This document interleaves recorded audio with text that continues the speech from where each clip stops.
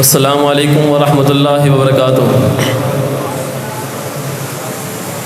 نحمده ونصلی علی رسولہ الکریم، اما بعد فاعوذ باللہ من الشیطان الرجیم، بسم اللہ الرحمن الرحیم۔ قال اللہ تعالی فی القرآن المجید والقرآن الحکیم، وَإِذَا قِيلَ لَهُمْ آمِنُوا كَمَا آمَنَ النَّاسُ قَالُوا أَنُؤْمِنُ كَمَا آمَنَ السُّفَهَاءُ أَلَا إِنَّهُمْ هُمُ السُّفَهَاءُ وَلَكِنْ لَا يَعْلَمُونَ۔ وقال النبي صلى الله عليه وسلم لا تسبوا أصحابي فلو أن أحدكم مثل أحد ذهبا ما بلغ مد أحدهم ولا نصيفه۔ صدق اللہ العظیم۔ تاریخ شم میں طلوع سحر پیدا کر، دین کے جو کام آ سکے وہ سر پیدا کر، کثرت کو دبانا ہے اگر قلت سے، محمد کے صحابہ کا جگر پیدا کر۔ اسٹیج پر تشریف فرما کر میرے ہم نشین نوجوانوں اور ناموس صحابہ کے پاسبانوں، آج کی اس پررونق و بابرکت نشست میں جس موضوع پر اپنے تخیلات اور تفکرات اور الفاظ و کلمات وسیع ذخائر میں بکھیرنے کی جسارت کر رہا ہوں، اس کا موضوع عظمت صحابہ۔ روشنی اپنے ہونے کا پتہ دیتی ہے، اگر روشنی کو ظلمت اور تاریکی کی چادروں میں لپیٹ لیا جائے، ممکن ہے وہ کچھ دیر کے لیے چھپ جائے، کچھ دیر کے لیے بند ہو جائے، لیکن اس کو ناپید کرنا ممکن نہیں۔ آج کچھ مفاد پرست اور شیطانی ذہنیت کے مالک شہادت حسین رضی اللہ تعالیٰ عنہ اور واقعہ کربلا کی آڑ میں حقائق کو تعصب کے پردوں میں چھپا کر صحابہ کرام پر طعن و تشیح کا جواز دے رہے ہیں، اور اولئک حزب اللہ کے شرف عظیم کو حاصل کرنے والوں کی عزت پر ڈاکہ ڈال رہے ہیں۔ وہ شاعر مشرق علامہ اقبال رحمہ اللہ کی تنبیہ کو بھول چکے، وہ چنگاری خس و خشاک سے کس طرح دب سکتی ہے جس کو حق نے کیا ہو نیستاں کے واسطے پیدا۔ باطل ہزار جتن کر لے، سینکڑوں پروپیگنڈے بنا لے،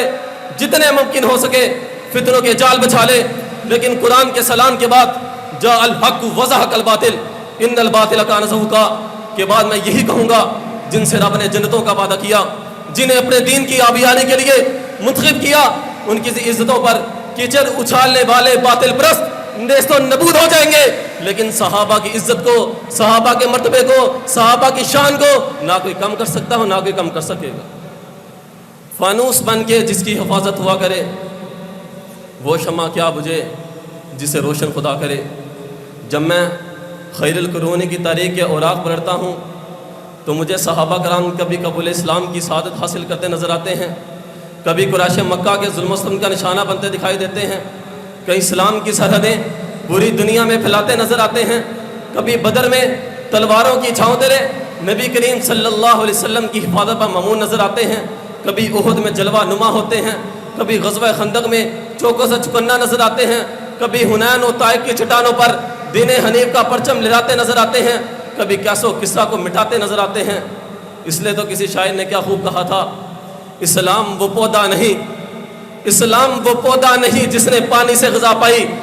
دیا کھونے جگر صحابہ نے تو گلشن میں بہار آئی۔ قرآن جب بھی بولا صحابہ کی عظمت و جلالت پر بولا، کبھی اولئک هم المفلحون کہتا ہے،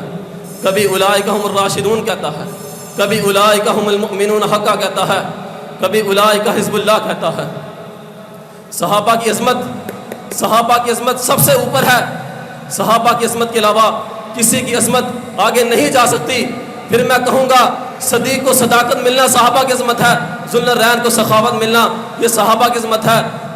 حیدر کرار کو شجاعت ملنا یہ صحابہ کی عظمت ہے، ابن عباس کو فقاہت ملنا یہ صحابہ کی عظمت ہے، امیر معاویہ کا کاتب وحی ہونا یہ صحابہ کی عظمت ہے، حضرت حمزہ کا سید الشہداء ہونا یہ صحابہ کی عظمت ہے۔ یاد رکھو، جنہوں نے بدر میں لڑ کر اسلام کو بچایا، جنہوں نے احد میں زخمی ہو کر اسلام کے پرچم کو تھامے رکھا تھا، جنہوں نے غزوہ خندق میں بھوک کر پیاس نبی کا ساتھ نہ چھوڑا، جنہوں نے صلح حدیبیہ میں جان نشاور کرنے کا عہد کیا، ان کا نام ہے صحابہ۔ صحابہ کی شان میں گستاخی در حقیقت دین کی جڑیں کاٹنے کے مترادف ہے۔ اس لیے امام مالک رحمہ اللہ فرمایا کرتے تھے، من سب الصحابہ فلیس لہ فی الاسلام نصیب، اور اسی طرح اہل سنہ امام احمد بن حنبل رحمہ اللہ فرمایا کرتے تھے اذا رأیت الرجل یذکر احدا من اصحاب رسول اللہ بسوء فاتهموا علی الاسلام.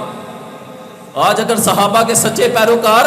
ہو تو تم ہو، صحابہ کے دفاع میں لڑنے والے ہو تو تم ہو، صحابہ کے دفاع میں جانیں نثار کرنے والے ہو تو تم ہو، صحابہ کے سچے ساتھی ہو تو تم ہو، کیونکہ تمہیں بھی اسی طرح تکلیف پہنچائی جاتی جس طرح صحابہ کو پہنچائی جاتی تھی.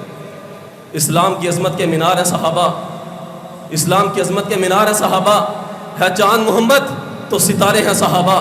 ہم فخر سے کہتے ہیں واللہ ہمیں چاند سے پیارے ہیں صحابہ. وآخر دعوانا ان الحمدللہ.